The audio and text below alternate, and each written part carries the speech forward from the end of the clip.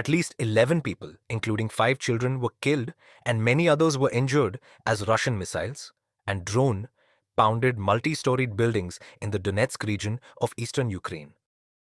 In another Russian attack on the Kharkiv region, 3 civilians were killed. Russia is stepping up pressure. And Zelensky is feeling the heat even more after a public spat with Donald Trump in the White House. About a week ago, Trump now says he finds it easier to deal with Russia than with Ukraine. I think we're doing very well with Russia. But right now they're bombing the hell out of Ukraine. And I'm finding it more difficult, frankly, to deal with Ukraine. And they don't have the cards. They don't have the cards.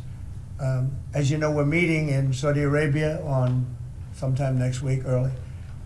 And we're talking, I find that in terms of getting a final settlement, it may be easier dealing with Russia, which is surprising because they have all the cards. I mean, they're bombing the hell out of them right now. And I put a statement in, a very strong statement. Can't do that. Can't do that. Mr.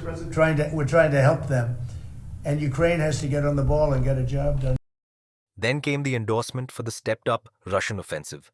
I actually think he's doing what anybody else would do. I think he wants to get it stopped and settled, and I think he's hitting them harder than he's been hitting them. And I think probably anybody in that position would be doing that right now. He wants to get it ended, and I think Ukraine wants to get it ended, but I don't see, it's crazy. They're taking tremendous punishment. Trump has halted military aid to Ukraine and even stopped intelligence sharing. 2 factors that currently weigh heavily on his mind are casualties on the battlefield and what he calls gross mishandling of American money by his predecessor. We're pushing very hard. That's all I'm thinking about now. As far as the question about security later, that's the easy part. The hard part is getting it settled. We got to get them. We're losing 2,000 human beings every week. More than that, actually.